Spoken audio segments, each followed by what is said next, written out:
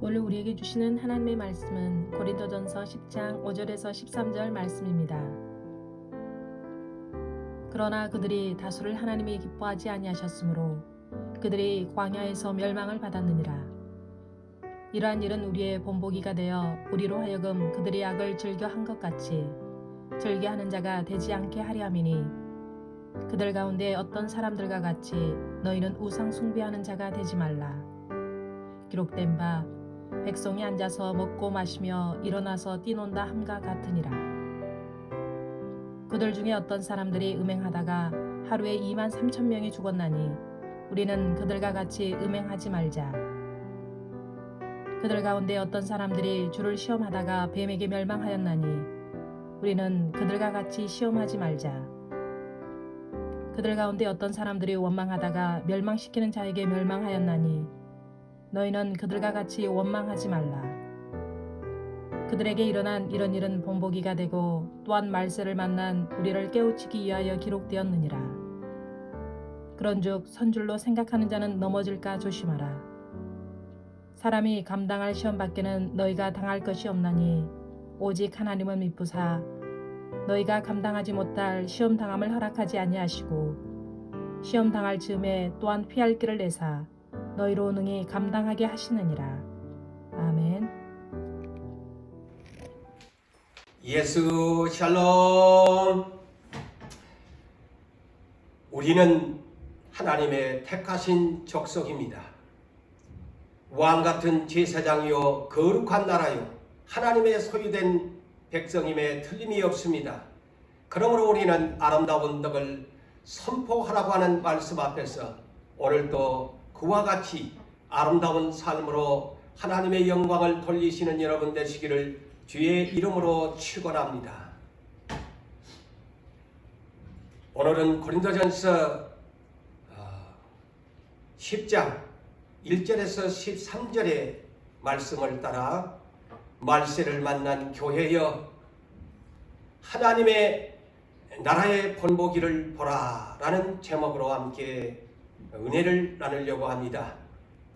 고린도전서 10장을 기록한 바울 사도는 본장 1절에서 13절의 이 말씀은 광야교회 40년의 은혜에 대한 것을 축소판으로 기록한 내용으로 여러분 생각하시면 쉽습니다.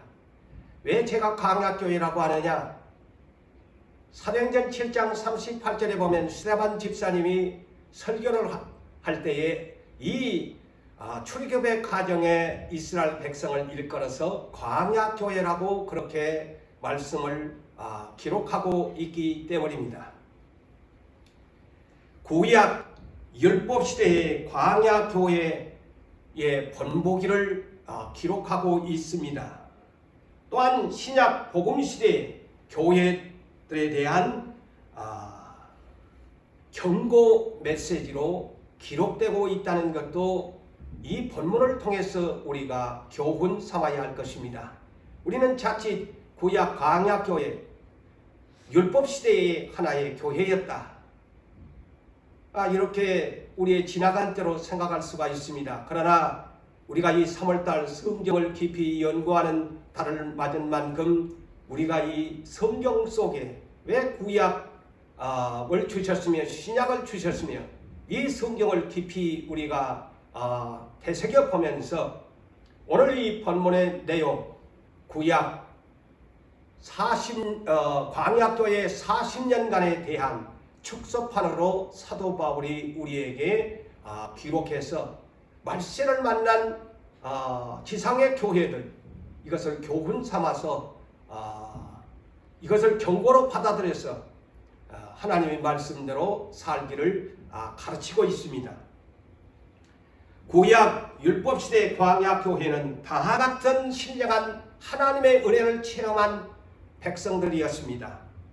그러므로 광야교회는 아브라함의 자손들로서 창세기 15장에 보면 아브라함이 갈대아 우르에서 하란을 거쳐서 하나님이 지시한 가나안 땅에 들어와서 이제 정착하기 시작합니다. 그래서 아브라함이 하나님께 기도하기를 내가 이 하나님이 지시한 가나안 땅에 들어와서 살고 있는데 과연 이 땅을 나에게 이렇게 거류민처럼 살아가는데 나그네에 불과한데 어떻게 이 땅을 나에게 주실 줄을 알 수 있습니까? 라고 했을 때 하나님께서 지시한 제사를 드리고 나서 아브라함이 꿈을 꾸게 됩니다. 그래서 꿈의 계시 가운데 이와 같이 말씀합니다. 너의 자손이 애굽에서 객이 될 것이고 400년간 괴롭힘을 당하게 될 것이다. 그렇지만은 내가 너에게 약속한 그 가나안 땅 400년 후에는 다시 돌아오게 될 것이다 라고 하나님이 약속합니다. 이와 같이 하나님께서 꿈의 계시 가운데 아브라함에게 약속한 이 기업의 성취는 430년 만에 모세 선지자를 통해서 출애굽이 이루어집니다. 모세 선지자를 통해서 바로의 엄청난 참 고달픈 고역을 이스라엘 백성들에게 노예 생활을 하게 만들었습니다. 그래서 이스라엘 백성은 애굽에서 하나님께 부르짖었습니다. 구원해달라고 부르짖었습니다. 그럴 때 하나님께서는 모세를 통해서 10가지의 재앙을 내리면서 마지막 초태생과 애굽의 장자들을 치셨을 적에 고센 땅에 머무른 이스라엘 민족 어린 양 1년 된 어린 양 수컷의 피를 인방에 바르고 문설주에 바르게 되면 천사가 죽이지 아니할 것이다. 그리고 어린 양 그 고기를 남기지 말고 먹어라. 그리고 남는 것은 불태워 소각시켜라고 하나님께서 명령을 합니다. 바로 이 날이 6월절 전날이지요. 그래서 그것을 먹고 나니까 이제 이스라엘 백성이 애굽에서 해방을 맞이합니다. 이 날이 6월절입니다. 이스라엘 민족이 애굽에서 해방되는 날, 이것이 6월절인데 또한 오늘날 예수께서 이 땅에 오셔가지고 이 구약의 6월절날 당신의 백성들을 위한 십자가의 대속의 제물이 되어 주십니다. 예수 그리스도는 누구시냐? 구약의 6월절날 어린 양처럼 어린 양이 되사 6월절 전날 성찬식을 베푸면서 제자들에게 이는 내 살이다 빵을 나누어 주시면서 이것을 기념하라. 그리고 포도주를 돌리시면서 이는 내 언약의 피다. 이것이 6월절 구약의 6월절 날 출애굽할 때를 우리 주님이 그들에게 깨워주시면서 내가 바로 어린 양이다 라고 예수가 오셔서 우리를 그 어린 양의 보혈의 피로 다 대속해서 죄에서 우리를 해방시켜 주신 것입니다. 그래서 로마서 8장 1절과 2절에서 그러므로 이제는 그리스도 안에 있는 사람은 결코 정죄함이 없다. 이제는 생명의 성령의 법이 죄와 사망의 법에서 너를 해방하였습니다. 그러므로 오늘날 우리는 6월절 어린 양 예수 그리스도로 말미암아 죄에서 해방을 맞이하게 된 것입니다. 그래서 구원을 받게 된 하나님의 큰 사랑의 은혜를 입은 것입니다. 그러기에 본장 1절로 있는 말씀을 봅니다. 사도 바울은 오늘날 성경을 우리에게 주면서 이 성경을 이렇게 기록하면서 보기를 원하고 있습니다. 형제들아, 나는 너희가 알지 못하기를 원하지 아니한다. 이 사실을 알기를 원한다. 광야교회에 대한 그 6월절에 대한 그것을 거치면서 해방된 그 민족을 보면서 말세를 만난 오늘날 우리도 그와 같은 맥락으로 하나님의 은혜를 입은 사람들이다. 그래서 너희는 이 사실을 알기를 원한다. 우리 조상들이 다 구름 안에 있었고 바다 가운데 곧 홍해 바다 가운데 지났다. 지나면서 모세에게 속하여 다 구름과 홍해 바다에서 세례를 받았다. 다시 말하면 물 세례를 받았다. 오늘날 신약 시대만 물 세례를 받은 것이 아니고 구약 시대도 이 홍해를 건너게 된 것은 하늘에 있는 구름과 바다 사이를 거닐었던 그 하나님의 약속한 광야교회가 다 물 세례를 받은 것이다. 그리고 다 같은 신령한 음식을 먹었다. 다 같이 이스라엘 백성이 신령한 음식, 영어로 spiritual food라는 번역을 합니다. 다시 말하면 만나를 먹었다. 오늘날로 말하면 생명의 양식을 그들이 먹었다.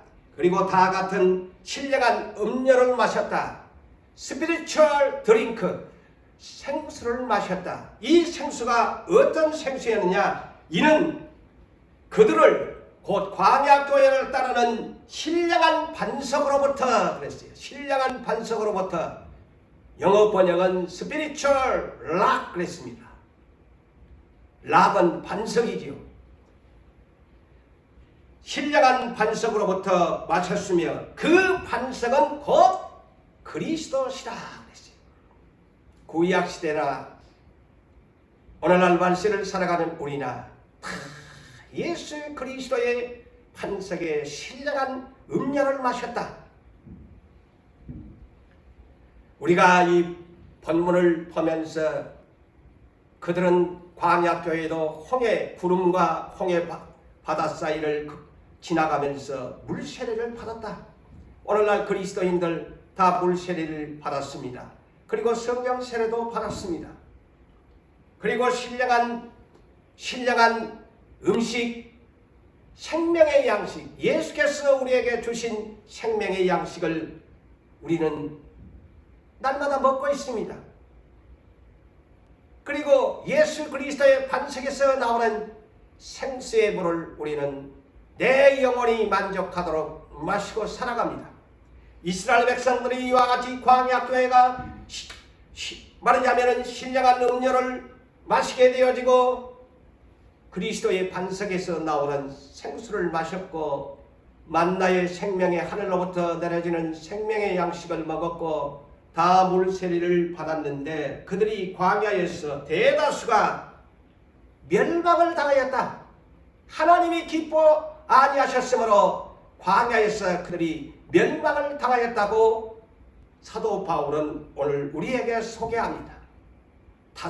다수를 기뻐하지 아니했다. 여러분이 아시잖아요. 민수기 14장의 일로 인하여 여호수아 갈렙 위에는 하나님이 기뻐하지 아니하시고 1세대들 40년이 차기까지 그곳에서 죽어 멸망당하기까지 기다리고 이 세대를 통해서 여호수아 갈렙과 함께 약속의 가나안 땅으로 인도하는 사건을 우리는 모르는 바가 아닌 것입니다.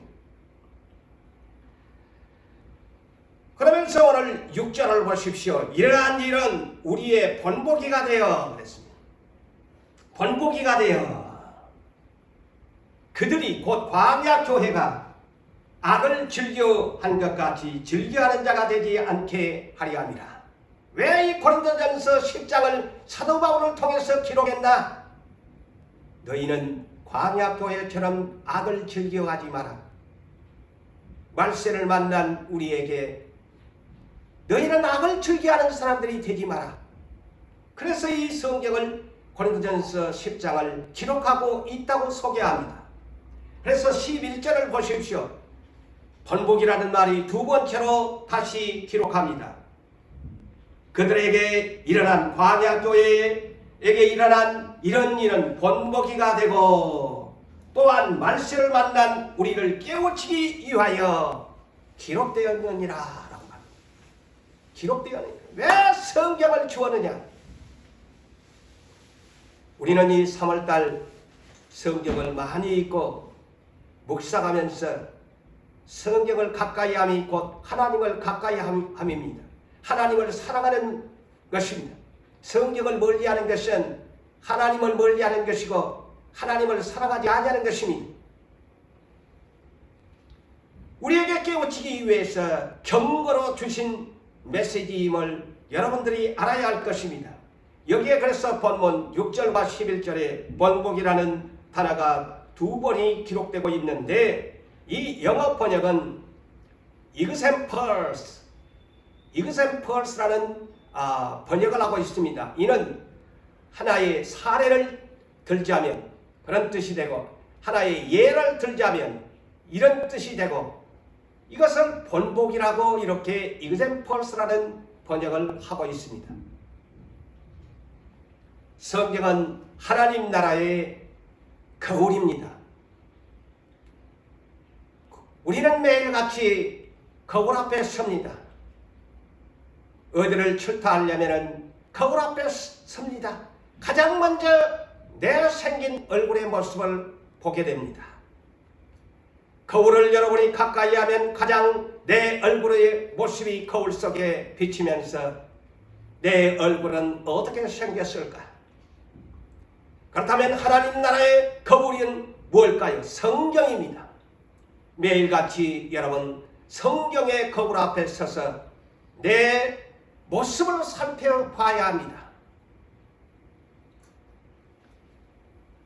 로마서 10장 17절에 우리는 그러므로 하나님의 말씀을 사랑해야 합니다. 하나님의 말씀을 가까이 해야 됩니다. 말씀은 하나님이시기 때문에 그랬습니다. 말씀은 하나님이 오늘도 함께 계시고 있기 때문에 믿음은 어디에서 생겨납니까? 그리스도의 말씀을 들으면서 생겨나기 때문에 우리가 믿음이 없어지면 실망하게 되고 낙심하게 되어집니다. 그러나 내가 믿음이 생길 때는 어떤 시련도 극복하면서 견뎌낼 수가 있습니다. 그렇지만은 말씀을 가까이 하지 아니하고 말씀을 붙들지 아니하면은 믿음이 없어질감으로 인하여서 실망하고 낙심하게 되는 것은 우리의 인간의 삶에서 너무나 많이 느끼고 있지 않습니까?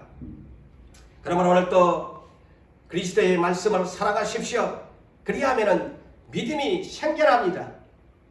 믿음이 생겨난다는 것은 우리는 행동으로 옮기기 위한 가정이 되는 것입니다. 그래서 사람이 만일 믿음이 있노라고 하고 행하지 아니하면 능히 자기를 구원하게 하느냐. 그러므로 이 믿음은 행함과 함께 일을 할 때에 온전한 믿음이 된다. 그러므로 영혼 없는 몸이 죽은 것 같이 행함 없는 믿음은 죽은 것이라고 야고보서 2장 14절에서 26절의 말씀을 여러분들이 참고삼아 읽으시면서 내가 왜 믿음을 키워야 하느냐, 왜 믿음이 성장되어야 하느냐, 행함으로 옮겨가서 온전한 믿음의 생활을 가지기 위한 것입니다. 내가 믿음을 가지려면 그리스도의 말씀을 가까이 해야 됩니다. 그럴 때 내가 믿음이 생겨납니다. 내가 절망할 때, 내가 낙심될 때 하나님의 말씀을 읽으시면 말씀이 하나님이시기 때문에 나에게 위로가 되고 믿음을 주게 된다는 이 진리의 말씀을 우리 성도 여러분들은 항상 명심하고, 내가 낙심될 때, 내가 좌로나 우로나 치우칠 때 말씀으로 돌아가십시오. 말씀에 고정하고 말씀 앞에서 서면 내가 다시 굳건하게 반석 위에서 흔들리지 아니하는 신앙을 가질 수 있게 될 것입니다. 그러므로 야고보서 1장 21절에서 26절에 이와 같이 말씀합니다. 너희의 영혼을 능히 구원할 바 마음으로 심어진 말씀을 온유함으로 받으라 그랬어요. 마음에 심어진 말씀을 온유함으로 받으라. 이 말씀이 무엇일까요? 우리는 씨 뿌리는 비유를 통해서 너무나 잘 압니다. 왜 우리를 하나님의 밭이라고 했을까요? 착하고 좋은 마음밭이 되기를 원할까요? 여러분이 영적인 깊이를 깨달으십시오. 우리 사람의 본질은 흙입니다. 흙이에요. 흙에서 와서 흙으로 돌아갈 것이라고 아담에게 명한 것이 오늘날 우리 모두에게, 인류에게 주어진 하나님의 명령입니다. 너는 흙이니 흙에서 취하였음을 입었으니 흙으로 돌아갈 것이라. 그래서 하나님께서는 씨 뿌리는 비유의 이 영적인 깊이가 무엇이냐? 너는 흙이다. 그래서 너는 하나님의 밭이다. 그래서 하나님의 말씀의 씨를 씨 뿌리는 비유를 통해서 하나님의 말씀이 네 흙에 떨어짐을 통해서 열매를 맺기를 원하는 것입니다. 여러분, 이제 봄이 돼가지고 좀 있으면 씨 뿌리는 때가 오게 됩니다. 흙에다가 씨를 뿌리면 흙은 거부하지 않습니다. 흙은 온유함으로 씨를 받아들입니다. 이것이 진리입니다. 흙이 씨를 거부하지 않습니다. 온유함으로 씨를 다 흙은 받아들여서 비가 오게 되어지면 심겨진 씨가 모두 다 새싹으로 쭉정이가 아닌 이상 싹을 틔우게 되어 있습니다. 그러므로 오늘 야고보서 1장 21절은 바로 그러한 영적인 깊이 있는 의미를 우리에게 주고 있습니다. 너는 흙이다. 그러므로 내가 씨 뿌리는 비유를 통해서 하나님의 말씀을 네 마음에 뿌림으로 너는 흙임으로 거부하지 말고 온유함으로 받아들여라. 싹이 나게 해서 열매를 맺게 해라. 그래서 예수님이 요한복음 12장 24절에 하나님의 미나는 흙에 떨어짐으로 썩어짐으로 많은 열매를 맺는다는 이 진리의 말씀이 바로 이런 말씀인 것입니다. 우리는 흙의 존재예요. 말씀의 하나님의 말씀이 내 흙에 떨어져서 열매를 맺도록 온유함으로 받으셔야 돼요. 거부하지 마세요. 그러므로 야고보서 1장 22절 이하로 다시 말씀을 보면 너희는 말씀을 행하는 자가 되고 듣기만 하여 자신을 속이는 자가 되지 마라. 듣기만 하고서 행하지 아니하면 자신을 속이는 사람이라고 말씀합니다. 누구든지 말씀을 듣고 행하지 아니하면 그는 거울로 그랬어요. 그는 거울로. 그래서 제가 성경은 하나님의 나라의 거울이라고 말씀합니다. 영어로 거울은 미러죠. 미러. 그는 거울로 자기의 생긴 얼굴을 보는 사람과 같아서 제 자신을 보고 가서 그 모습이 어떻게 했는가를 곧 잊어버리거니와. 그렇죠. 거울을 볼 때는 내 생긴 얼굴이 내가 검은딱지가 있는지 어디가 뭐가 묻었는지 거울을 보면은 내 모습이 생긴 모습이 정확하게 숨김이 없이 보여집니다. 거울 앞에 서면은 내 모든 것이 감출 수가 없습니다. 내 얼굴에 눈곱이 끼었는지 내 얼굴에 무엇이 났는지 내 생긴 모습이 다 자연적인 것으로 드러납니다. 그래서 영어 번역에서는 이 자기의 생긴 얼굴, 그래서 natural face라는 번역을 합니다. natural face. 내 생긴 그대로의 모습이 거울 앞에 드러나게 되어 있다. 여러분 뭐 화장을 하면은 내 생긴 내추럴한 얼굴을 다 그렇게 보이지 않지 않아요.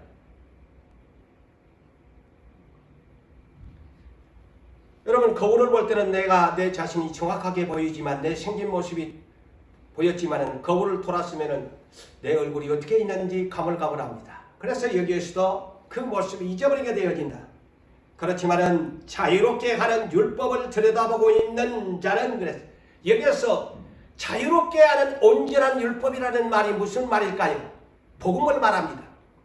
예수께서 마태복음 5장 17절 이하에 내가 선지자를 폐하러 온 것도 아니요 율법을 폐하러 온 것도 아니요 오히려 율법을 완전하게 하기 위해서 내가 세상에 왔다. 그래서 이 말씀은 자유롭게 하는 온전한 율법이라는 것은 복음을 말합니다. 예수 그리스도의 복음을 들여다보고 있는 사람은 듣고 잊어버리는 자가 아니다.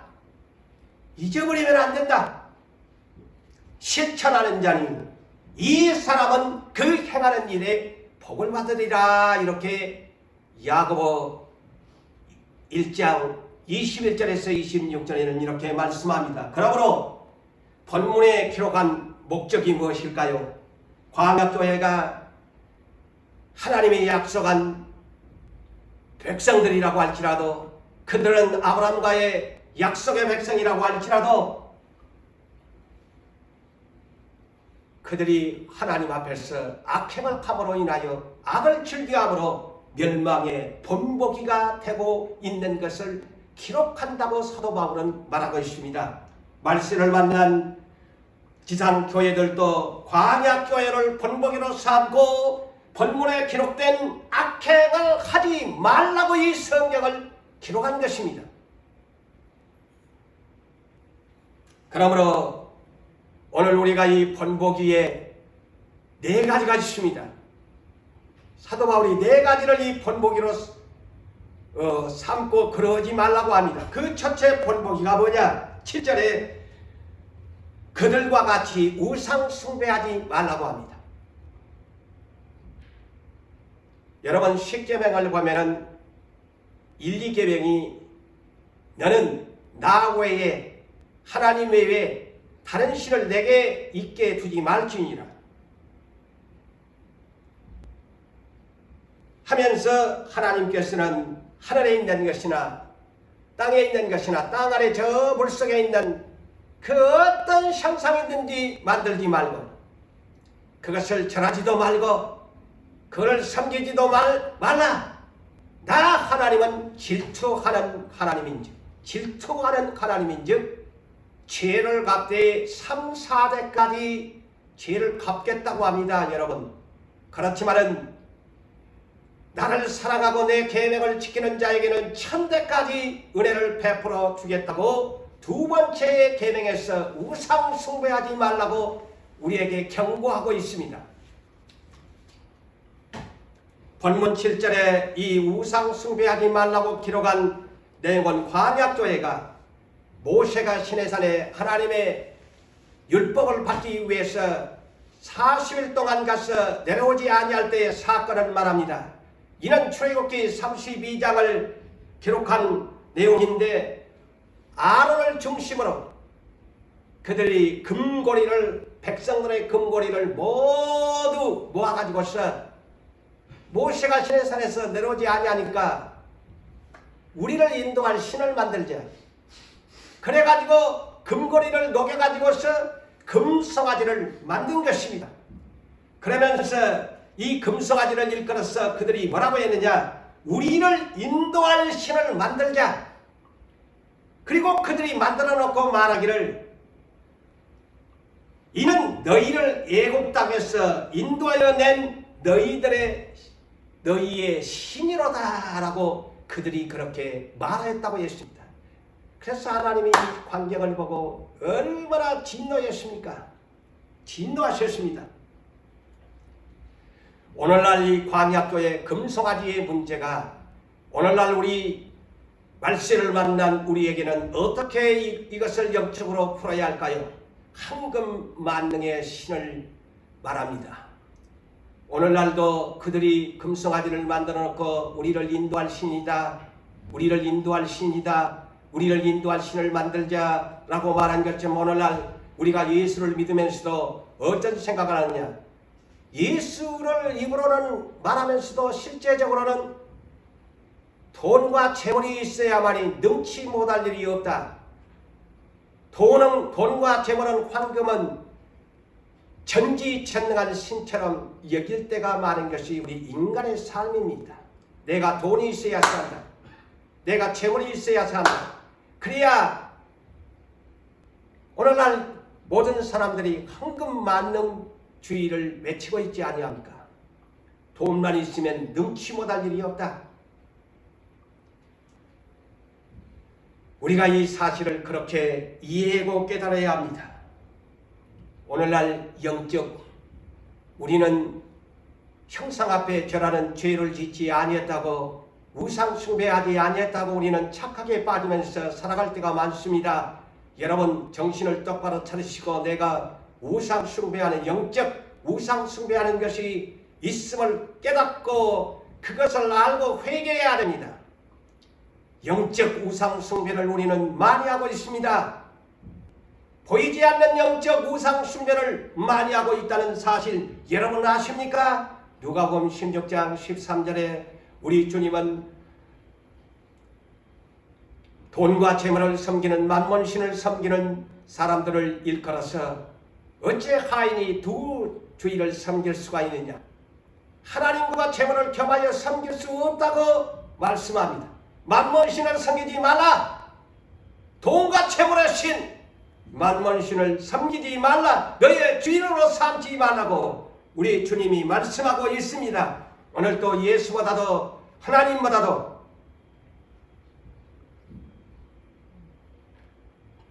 돈은 내 인생에 나를 인도할 신이다. 돈만 있으면 내 인생에 능치 못할 일이 없다고 생각하는 사람은 영적 우상 숭배자입니다. 예수가 나의 주인이 아니라 돈이 나의 주인이 되고 마는 것입니다. 그래서 골로새서 3장 5절에 탐심은 우상 숭배라고 말하고 있지 않습니까? 야고보서 1장 15절에 욕심이 잉태한즉 죄를 낳고 죄가 창성한즉 사망을 낳느니라는 이 사실 앞에 하와가 탐심 때문에 눈에 탐스럽게 보이니라 먹지 말아야 할 선악과를 먹음으로 말미암아 하나님 앞에 죄와 사망의 법에 사람이 되고 만 것입니다. 하나님보다도 더 사랑하면 하나님보다도 더 어떤 것들을 의지하고 하나님보다도 더 어떤 것들을 의지하는 것이 사랑하는 성도 여러분들에게 있습니까? 부모가 하나님보다도 더 의지가 됩니까? 내 아내가, 내 남편이, 내 자식이 하나님보다도 더 신뢰가 되고 의지가 됩니까? 더 사랑스럽습니까? 연예인이 하나님보다도 더 중요해서 예배 안 드리고 기도 안 하고 그 프로 본다고 정신을 넉빠지게 빠뜨리는 것도 그것도 우상 아니에요? 정치인이 아무리 좋아도 아까도 우리 장로님이 기도에 시다마는 동서로 여전히 지금은 갈라지고 그런 시대입니다. 우리는 그리스도 안에서 하나가 되어야 됩니다. 하나님보다도 정치인이 더 이념적으로 더 위에 있다면 그것이 우상이 되고 마는 것입니다. 그것도 적당하게 정치인을 존중하고 존경하고 하는 것도 좋습니다만 연예인을 사랑하고 다른 것도 좋지만 하나님보다도 더 의지하고 신뢰하고 사랑하면 그것이 우상 숭배가 되고 마는 것입니다. 여러분 또한 우상 숭배가 뭘까요? 사무엘상 15장 22절에 사울왕에 대한 것이 나오지 않아요? 하나님의 명을 받은 사명을 받은 사울왕이 자기 뜻대로 자기 주관대로 하나님의 말씀대로 온전히 따르지 않습니다. 그래서 사무엘 선지자가 뭐라고 합니까? 하나님의 말씀을 거역하는 이 죄는 점을 치는 죄와 같은 죄를 범했습니다. 그리고 당신께서 왕께서 하나님의 말씀을 명을 받으셨는데 당신의 완고한 고집대로 고집이 불통을 말할 때 완고다 합니다. 당신의 뜻대로 하나님 뜻대로 하지 아니하고 왕의 뜻대로 고집대로 했으니 이 죄가 무엇이냐? 사신 우상 앞에 절하는 죄와 같습니다. 당신이 하나님의 말씀을 버렸으므로 하나님께서 당신을 또한 왕을 버리셨습니다. 보십시오. 우상 숭배가 오늘날 만들어놓은 형상 앞에 절하지 아니해서 나는 우상 숭배하지 아니하는 사람이라고 큰소리 치지 마세요. 영적 우상 숭배가 우리에게 많습니다. 탐심도 우상 숭배고 돈을 사랑하는 것도 우상 숭배고 내 고집대로 사는 것 하나님의 말씀을 버리고 내 뜻대로 살아가는 것 우상 숭배자입니다. 두 번째로 오늘 본보기 8절에 보십시오. 그들 중 어떤 사람들이 음행하다가 하루에 23,000명이나 죽었다. 우리는 그들과 같이 음행하지 말자 그랬습니다. 여기에서 이 음행은 두 가지를 말합니다. 육체적인 간음, 영적인 간음을 말합니다. 그래서 음행이라는 단어를 사용합니다. 육체적인 간음도 해당되고 영적인 간음도 해당합니다. 이를 일컬어 음행하다고 말을 합니다. 광야교회가 하나님의 약속을 받고 진군합니다. 그러자 모압이라는 나라가 이 광경을 지켜보면서 소문에 듣고 무척이나 두려워합니다. 그래서 그들이 생각해낸 것이 십볼의 아들 이 발람 선지자를 에게 찾아가서 귀한 예물을 준비해서 1차, 2차에 걸쳐서 발람 선지자를 미혹해서 저 광야교회를 저주해달라고. 그런데 발람 선지자도 미혹이 당해서 그걸 따라가게 되어집니다. 그렇지만 하나님이 끝까지 발람 선지자의 입을 주관하셔서 거짓 예언을 못하게 하고 저주를 하지 못하게 해서 발람 선지자를 실패하게 만들어버립니다. 그런데 3차의 이 모압이, 이 사탄은 그래서 집요한 전략을 가지고 무너뜨린다는 것을 여러분 정신 차리고 깨어 있어야 합니다. 모압이 그대로 주저앉았을까요? 아닙니다. 미인계를 씁니다. 여자들로 통해서 이스라엘 백성을 가늠하게 만드는 작전을 세웁니다. 그래서 이 사건은 민수기 25장에 3차 사탄의 시험이 여자들의 미인계의 시험입니다. 그래서 모압의 여자들이 자기들의 신의 제사에 이를 이스라엘 광야교의 남자들을 보내가지고 우리 제사에 초청을 합니다. 파티 초청을 합니다. 아이고 그곳에 가니까 술도 있지요, 음식도 있지요, 페스티벌하게 축제의 제사를 지내니까 예쁜 여자들도 있지요, 춤도 있지요. 이스라엘의 남자들이 초청받아가지고 뿅 가버리게 됩니다.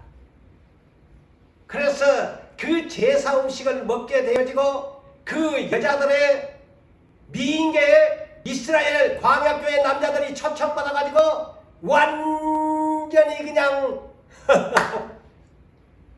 모두가 커플들을 만나게 돼가지고 이스라엘 하나님을 섬기는 자들이 그들의 신들에게 절하고 제사 음식을 먹게 되어지고 난리가 나버리고 된 겁니다. 그래서 하나님이 이것 광경을 보고 23,000명이나 죽여버리게 된 것입니다.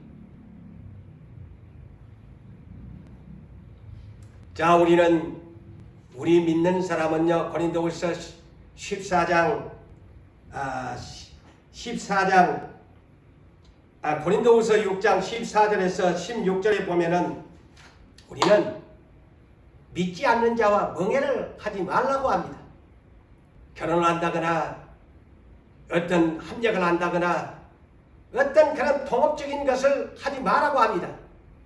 어떻게 빛과 어두움이 사귈 수가 있으며 의와 불법이 함께할 수가 있으며 그리스도와 벨리알 악한 사탄과 조화를 이룰 수가 있느냐?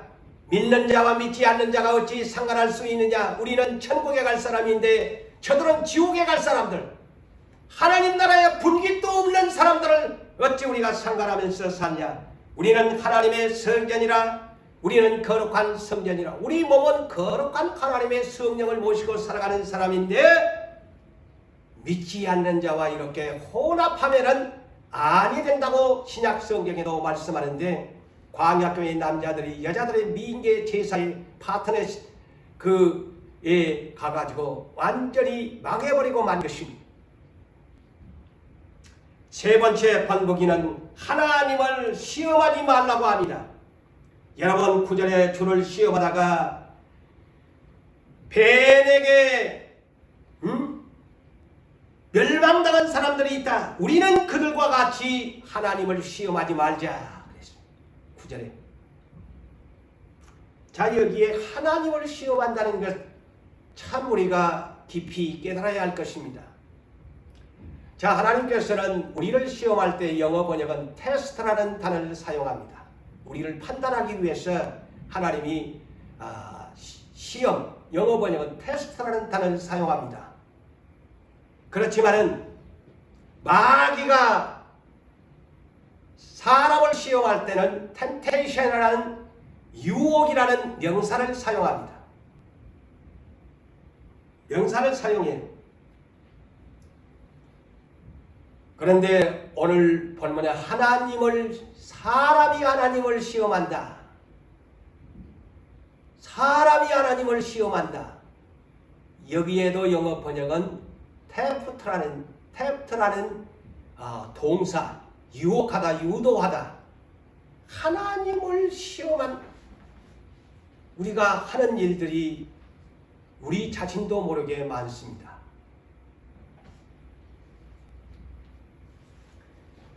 여러분,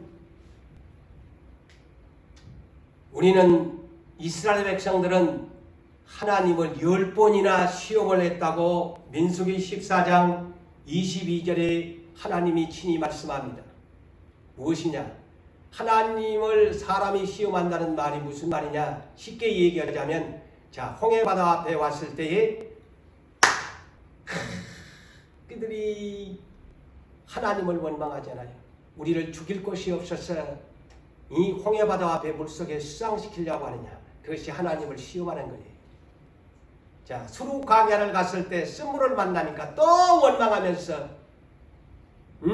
우리는 이곳에서 마실 것이 없어서 죽는구나. 그로부터 10번이나 그렇게 하나님에 대해서 반석에 또 물이 없으니까 물이 없다고 하나님을 시험하고, 하나님의 마음을 실망시키고 낙심케 하는, 그러한 한탄하게 하는, 인간이 하나님을 시험하는 것은 하나님의 마음을 한탄하게 하고 후회하게 하고 근심시키는 그런 시험이 되는 것입니다. 그래서 우리는 그들과 같이 그런 시험을 하나님께 하지 말자. 마귀가 사람을 시험하는 것이나 사람이 하나님을 시험하는 것이나 영어 번역은 똑같이 temptation, tempt라는 단어를 사용하고 있다는 이 사실을 아셔야 합니다. 하나님을 유혹해서는 안 된단 말이지. 마지막 네 번째로 본보기의 10절에 뭡니까? 그런즉 원망하다가 멸망당한 사람들이 있다. 너희도 그들과 같이 원망하지 말라고 합니다. 여러분, 가장 우리 인간들에게 신앙의 기준 판단이 무엇인 줄 아세요? 저도 목사고 이곳에 여러분들이 있지만은 정말 신앙의 표준은 이 입에 달려 있습니다. 그 사람이 정말 경건한 사람이냐, 혀에 재갈을 물리지 아니하는 사람 경건은 헛것이다 라고 야고보서 1장 26절에 말씀하고 있지요. 자, 목사의 입에서, 장로의 입에서, 교육자의 입에서, 권사의 입에서, 안수집사의 입에서, 남녀 집사님의 재직들의 입에서 부정적인 말을 잘하느냐, 아니면 긍정적이고 믿음의 말을 하느냐, 그 사람의 신앙의 수준을 알 수가 있습니다. 그래서 야고보서 3장 2절에 말에 실수가 없는 사람이 온전한 자라고 말하고 있지 않습니까? 그래서 그 사람의 신앙의 기준, 그 사람이 어떻게 말을 하고 있는가. 하나님을 섬긴다고 말하는데 목자의 입에서 맨날 부정적인 얘기나 하고 좋지 않은 말들을 한다면 성도들이 볼 때, 당신은 참 경건한 목사가 아니고 덜된 장로의 입에서도 마찬가지입니다. 권사의 입에서도 마찬가지. 부정적이고 원망하고, 이 원망이라는 말은 다른 말로 불평의 말입니다. 우리는 3불을 없애야 합니다.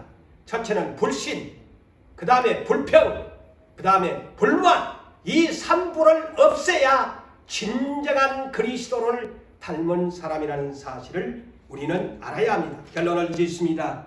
말세를 만난 교회여, 하나님 나라의 본보기를 보라고 했습니다. 지나간 구약율법시대의 광야교회로만 우리가 해석하고 이해해서는 아니 되는 것입니다. 오늘날 말세를 만난 우리에게 본보기로 기록된 말씀으로 우리는 이 본보기의 말씀을 경고로 삼아서 지상에 있는 모든 교회는, 우리 교회는 절대로 이러한 죄를 범하지 아니하도록 우리는 정신 차리고 깨어서 살아야 할 것입니다. 그러므로 오늘 본문 12절과 13절을 보십시오. 그런즉 자, 저 목사입니다. 목사 섰다고요? 장로 섰다고요? 착각하지 마라. 그런즉 선줄로 생각하지 마라. 넘어질까 조심하라. 광야교회 약속을 받는 저 교회가 선줄로 생각했는데 넘어진 것을 보라. 멸망한 것을 보라. 아무리 하나님의 약속한 교회지만 넘어진 것을 보라. 그러면서 13절에 사람이 감당할 시험 밖에는, 여기에 시험에도 템테이션이라는 영어 번역을 사용하고 있습니다. 하나님의 테스트가 아닙니다. 유혹의 시험을 말합니다. 사람이 감당할 시험 밖에는 너희가 감당할 것이 없나니 오직 하나님은 미불사 너희가 감당하지 못할 시험당함을 하나님은 허락하지 아니하신다. 시험 당할 즈음에 또한 피할 길을 내사 너희로 등이 감당케 하시는 하나님이시므로 어떤 마귀의 시험도 너희가 유혹이 온다고 할지라도 너희 하나님이 너희와 함께 계시니 믿음으로 어떤 유혹의 시험이 올지라도 그것을 능히 말씀과 함께 믿음으로 이 시험을 이겨내라. 내가 피할 길을 너희에게 주겠다. 그러므로 낙심하지 마라. 어떤 시험이 당해도 내가 그 시험 당한 걸 허락하지 아니하고 있으니 너희 예수가 이렇게 말씀했지 않느냐. 너희가 세상에서 환난을 당하라. 담대하라. 내가 세상을 이기었다. 마귀에게도 3번 다 시험을 이겼지 않느냐. 그러므로 너희도 말씀을 의지하고 말씀으로 믿음을 가지고 어떤 유혹의 템테이션이 오더라도 하나님이 계시니까 하나님을 의지하면 피할 길을 주신다. 이겨낼 수 있다. 감당할 수 있다.